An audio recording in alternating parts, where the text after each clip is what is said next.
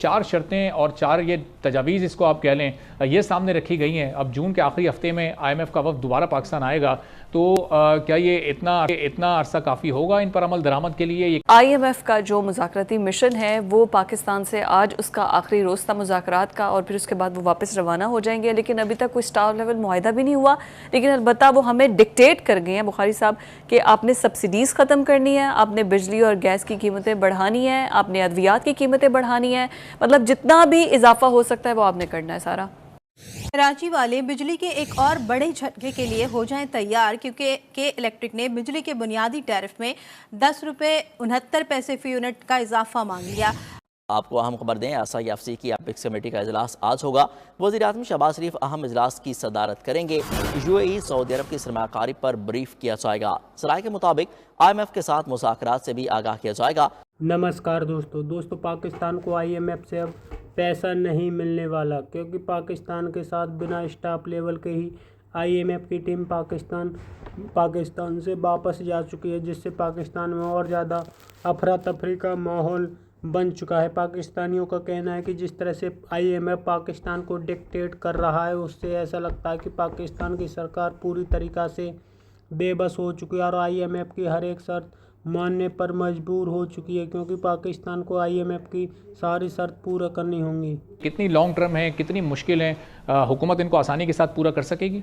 जी बहुत शुक्रिया। देखिए ये चारों एरियाज बड़े इंपॉर्टेंट हैं। ये IMF हमें ना भी बताए तो हमें करने हैं, चाहे वो टैक्स के निज़ाम की बेहतरी हो, चाहे वो सही जगह टैक्स लगाना हो, फॉर्मल सेक्टर से टैक्स कम करना हो।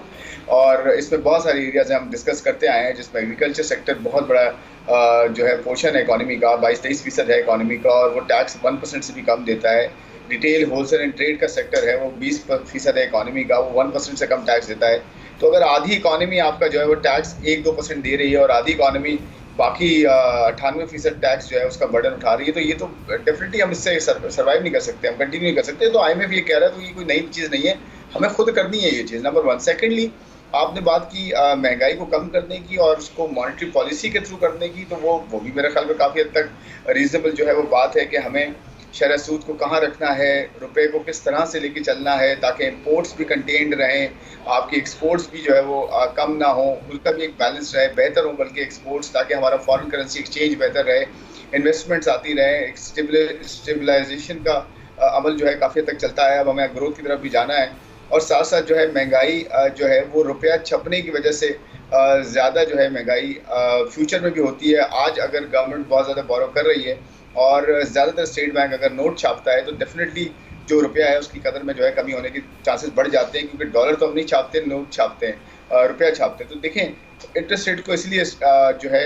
स्टेट बैंक ने ऊपर रखा हुआ है ताकि महंगाई की शरह नीचे भी आ गई है, लेकिन वो रूम शायद रख रहा है इस वक्त कि अगर वो रूम जो है रहे पॉजिटिव इंटरेस्ट रेट्स का, तो लोगों को इंसेंटिव टू सेव जो है लोगों के पास रहेगा, लोग सेव करना शुरू हो गए हैं या सेव करेंगे ज़्यादा और कंज्यूम कम करेंगे। तो उसका मकसद यही होता है कि आहिस्ता आहिस्ता आप सेविंग की तरफ जाएं और लोग जो है कंज्यूम कम करें ताकि डिमांड में कमी आए और जो है महंगाई में कमी हो। तो ये भी एक तरीका है मॉनेटरी पॉलिसी के थ्रू जो है वो महंगाई को कम करने का या महंगाई को जो है किसी हद तक जो है कंट्रोल करने का, किसी हद तक मैनेज करने का। तीसरी चीज़ आपने कही गैस की कीमतें या टैक्स की बिजली की कीमतें, उस पर टैक्स लगाना मजीद, मेरा नहीं ख्याल कि मजीद टैक्सेस उस पर लगाए जाएंगे।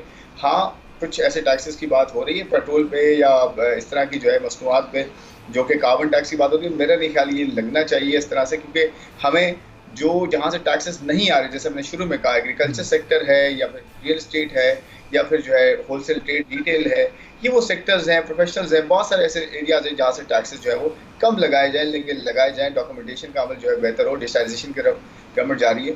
और उसके साथ साथ प्राइवेटाइजेशन की आपने बात की, PIA से जो है काम शुरू हुआ है, होपफुली PIA जो है वक्त पे जो है प्राइवेटाइज हो और एक अच्छी शुरुआत होगी।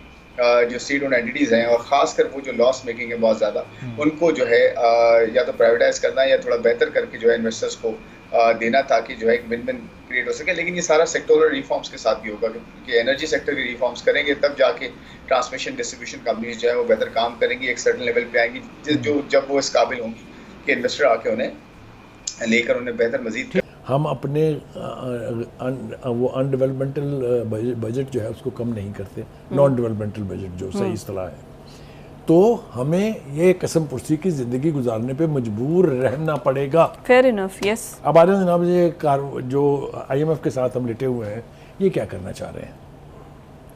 पहली बात तो ये है कि उन्होंने कहा कि जी पेट्रोलियम प्रोडक्ट्स के ऊपर आप 18% सेल टैक्स मजीद लगा दें। यस। कभी सोचा है किसी ने कि इसका नतीजा क्या निकलेगा?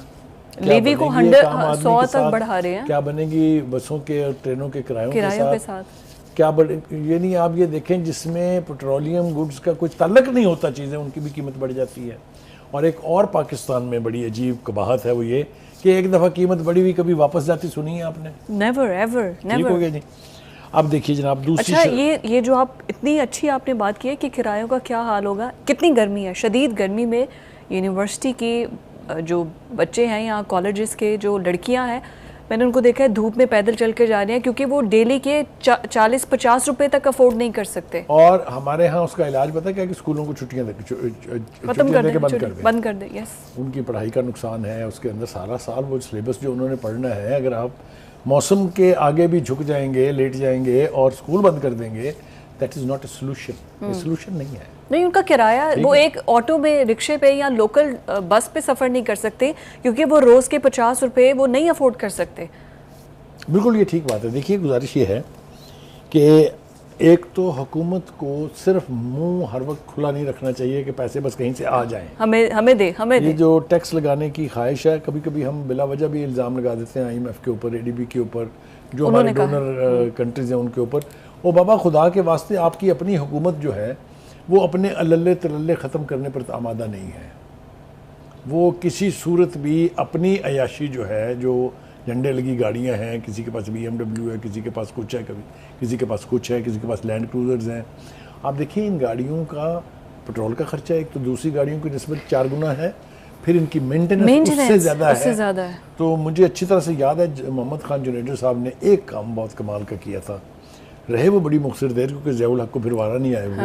उन्होंने कहा था कि every government official will use FX Suzuki, जो थी शायद 800 सीसी की, पेट्रोल की बचत। ठीक है, पेट्रोल की भी बचत, मेंटेनेंस की भी बचत, नई गाड़ियां खरीदने के लिए लंबे चौड़े सरमाए की भी जरूरत नहीं है। एग्जैक्टली। और जो गर्दन में सरिया आता है ना इन गाड़ियों में बैठ के, तो वो भी खत्म। अगर आप करना चाहें तो करने के तो हजारों तरीके हैं, उसके लिए आपके पास विल होनी चाहिए। ब्यूरोक्रेट्स करने देंगे नहीं, या वो कानून पास असेंबली से पास होने ना उसके दौर में सारे के सारे FX में निकाल के देखें हिस्ट्री आप।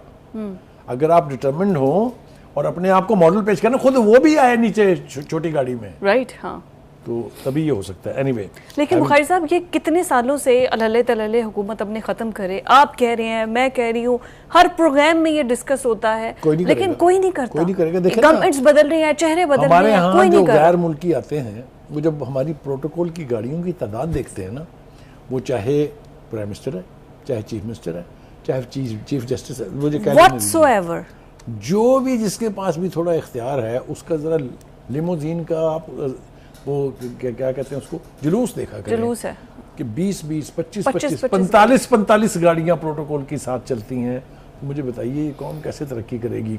मैंने बहुत सारी वीडियोस देखी हैं। अच्छा, वैसे 45 गाड़ियों के बावजूद भी किसी एक पर भी आज तक अटैक नहीं हुआ। हाँ, नहीं, भी पता चले। मैंने अर्ज़ किया आपसे, ये बात रवैयों की है। हमारे पॉलिसी मेकर्स, हमारे सियासतदान, हमारे अवामी मुंतखब नुमाइंदे अगर अपने आप को मॉडल बना के पेश कर दें तो कोई वजह नहीं है कि अवाम उनको फॉलो ना करें। सिंपल सा क्वेश्चन है, इस मुल्क पर आप हुकूमत कर रहे हैं, आप हुक्मरानी कर रहे हैं, आप अपने मुल्क में महफूज नहीं है, ये किस किस्म का लॉजिक है? देखिए, इस वक्त भी हुकूमत जो है वो अपनी किटी जो है कैसे भर रही है। पेट्रोलियम के 1 लीटर पर पेट्रोल के 60 रुपए लेवी जो है वो इसकी जेब में जा रही है। जी जी। और जो ये मैं फिगर आपको पढ़ के सुनाना चाह रहा हूँ कि अगले माली साल में पेट्रोलियम लेवी से 1080 अरब रुपए हासिल होंगे। उससे अगले 2 सालों में 2295 अरब रुपए, तसव्वुर करें अमाउंट का, और उससे अगले साल 1215 रुपए तक ये पहुंच जाएगी। मुझे आप बताएं, ये सब कुछ IMF हमें बता गया। हाँ, ये गरीब आदमी जो है वो सिसकेगा नहीं तो और क्या होगा उसका। तो दोस्तों, जिस तरह से IMF के आगे पाकिस्तान की सरकार लेट सी गई है, उसे लेकर के पाकिस्तानी इस वक्त काफ़ी ज़्यादा परेशान है। पाकिस्तानियों का कहना है कि ये पाकिस्तान के लिए काफ़ी ज़्यादा ख़तरनाक होगा, क्योंकि आने वाले दिनों में पाकिस्तान की सरकार यदि IMF की सारी शर्तों को पूरा नहीं करती तो पाकिस्तान के लिए काफ़ी ज़्यादा मुश्किलात खड़ी हो जाएंगी। क्योंकि यदि पाकिस्तान की सरकार IMF की सारी शर्तें पूरा कर लेती है तो पाकिस्तान में महंगाई का बहुत बड़ा तूफान आ जाएगा, और साथ ही पाकिस्तान के इकॉनमिक हालात काफ़ी ज़्यादा बिगड़ सकते हैं। क्योंकि पाकिस्तान में पहले ही जनता बड़ी तादाद में प्रोटेस्ट कर रही थी और आने वाले दिनों में और ज़्यादा करेगी, क्योंकि पाकिस्तान में जिस तेज़ी से महंगाई बढ़ रही है उसे लेकर के पाकिस्तानी इस वक्त काफ़ी ज़्यादा परेशान और लगातार अपनी सरकार से राहत की गुहार लगा रहे हैं। लेकिन पाकिस्तान की सरकार चाह कर भी राहत नहीं दे पा रही, क्योंकि सभी को लगता है कि पाकिस्तान के हालात ऐसे हैं कि किसी भी लोगों को राहत नहीं दी जा सकती। IMF के हर एक शर्त पूरा करनी होंगी, इसके अलावा पाकिस्तान के पास कोई दूसरा ऑप्शन नहीं है, क्योंकि IMF के अलावा पाकिस्तान किसी के साथ कर्ज नहीं ले सकता। आपकी क्या राय कमेंट में ज़रूर शेयर करें। यदि आप चैनल पर नए, चैनल को सब्सक्राइब करें। वीडियो पसंद आए तो लाइक करें, कमेंट करें और शेयर करें। जय हिंद, वंदे मातरम।